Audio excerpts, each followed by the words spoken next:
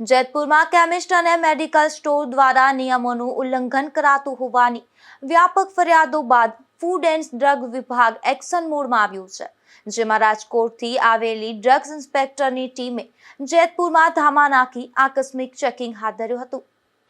જેતપુર પંથકમાં ડોક્ટરના લખાણ વિના નશાકારક કે પ્રતિબંધિત દવાનું વેચાણ થતું હોવાની અને ફાર્માસિસ્ટની ગેરહાજરીમાં મેડિકલ સ્ટોર ધમધમતા હોવાની વ્યાપક ફરિયાદો તંત્ર સુધી પહોંચી હતી, જેના પગલે ફૂડ એન્ડ ડ્રગ્સ વિભાગના ઉચ્ચ અધિકારીઓની સૂચનાથી રાજકોટની 2 ડ્રગ્સ ઇન્સ્પેક્ટરની ટીમે જેતપુરમાં આકસ્મિક ચેકિંગ શરૂ કર્યું હતું.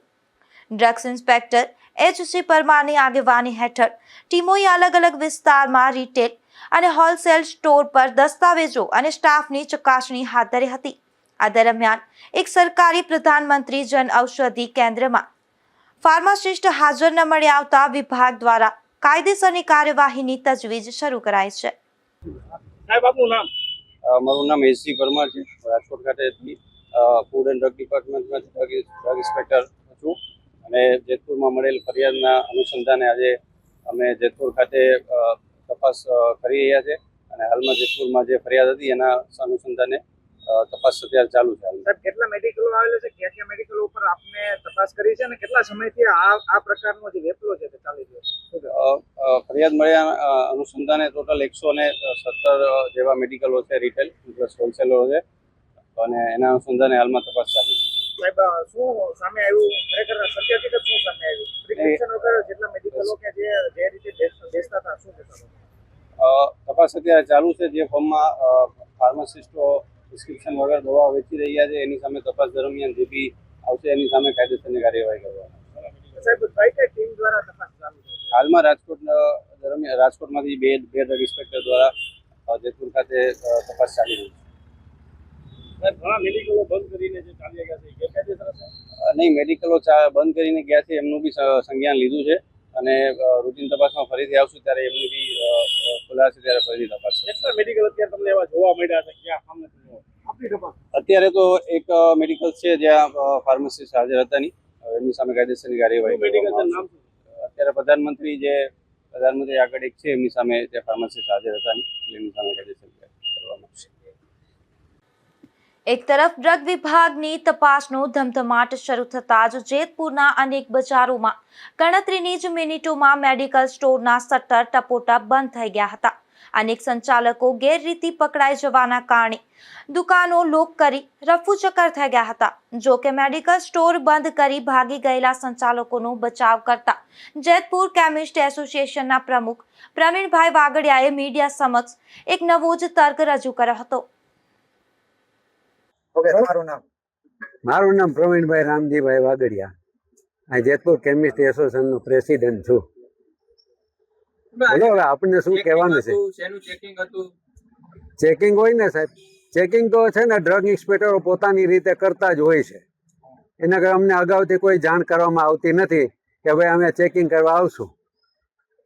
અહીંયા લગભગ દરેક જગ્યાએ ક્વોલિફાઈડ તો હાજર હોય જ છે. કદાચ આડાવરા ગયા હોય ને 5-10 મિનિટ કદાચ આડાવરા ગયા હોય, બોલાવે એટલે આવી જતા હોય છે.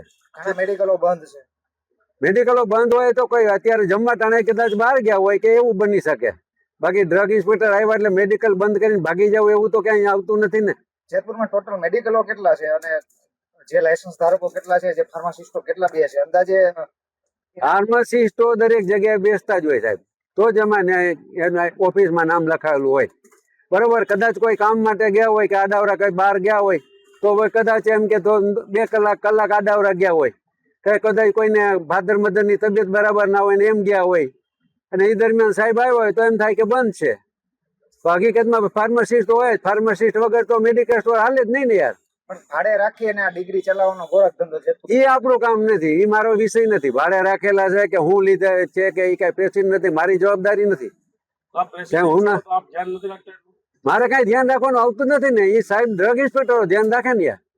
હું તો દરેક મેડિકલ સ્ટોરમાં જઈને કહેવા જાઉં કે ભાઈ ફાર્માસિસ્ટ હાજર રાખજે. તો એવું કહો છો કે બધા હાજર જ હોય છે એટલા માટે હાજર તમે પ્રમુખ છો, એસોસિએશનનો પ્રેસિડેન્ટ છું એટલે કઈ મારી જવાબદારી તો નથી આવતી કે બધા દરેક મેડિકલ સ્ટોરમાં જઈને ભાઈ ફાર્મસી તારી પાસે છે કે નહીં પૂછવું એ મારી જવાબદારીમાં નથી આવતું. એ ડ્રગ ડિપાર્ટમેન્ટમાં આવે છે. મારી જવાબદારી બીજું કાંઈ હોતી જ નથી. પ્રેસિડેન્ટ તરીકે જો બહારની અમારી કોઈ માતૃ સંસ્થા તરફથી કોઈ આદેશ આવે, હમણાં કેમ બંધનું આદેશ આવ્યું હતું, એમાં બંધમાં હોય ત્યારે મારે કામ કરવાનું હોય છે. ખાલી બંધનું હોય ત્યારે તમારે નહીં, બંધનું કાંઈ નહીં. અમારી માતૃ સંસ્થા જો આ મારું છે જેતપુર કેમિસ્ટ એસોસિએશન છે, એ સૌરાષ્ટ્ર કચ્છ હારે જોડેલું હોય, બરોબર. સૌરાષ્ટ્ર કચ્છ એ ગુજરાત હારે જોડાવેલી, ગુજરાત ઓલ ઇન્ડિયા હારે જોડાવેલી. અરે મારી માતૃ સંસ્થામાંથી કોઈ પણ ઓર્ડર આવે એટલે મારે એને ઓબે થવાનું જ હોય. પછી જો તમારા અગાઉ જાણ કરી દેવાની બધાની જવાબદારી તમારી. કેને જાણ કરી દેવાનું સાહેબ? નહીં, મારી કઈ જવાબદારી છે જ નહીં. હું કોઈ દી જાણે ન કરું એવું. મારે કેમ જાણ કરવાની? સભ્ય હોય અને મારા એસોસિએશન સભ્ય હોય કે ન હોય, મારે જાણ થોડી કરવાની હોય કે હાલો સાહેબ આવ્યા છે તો તમે હાલો ભાઈ હાજર રહેજો, ક્વોલિફાઈડ હાજર કરી દો. તો પછી એક સાથે આટલા બધા મેડિકલના શટર કેમ બંધ થઈ ગયા? બધા મેડિકલના શટર બંધ થઈ અને એની તપાસ બધા મેડિકલ ની કોઈ બંધ હોય. આ ખુલ્લું છે ને, હારી ગયું જો આ બેઠો નથી. ગયા. પછી મારી કહું જવાબદારી થોડી છે યાર. કદાચ ડ્રગ ઇન્સ્પેક્ટર આવ્યા હોય, હું તમને કહું ડ્રગ ઇન્સ્પેક્ટર આવ્યા હોય અને કદાચ ક્વોલિફાઈડ ન હોય તો સાહેબ એમ કે ભાઈ બંધ કરી દો તો બંધ કરી દે. એ તો દેખીતું છે ને, ક્વોલિફાઈડ વગર તો વેચાતું ન હોય.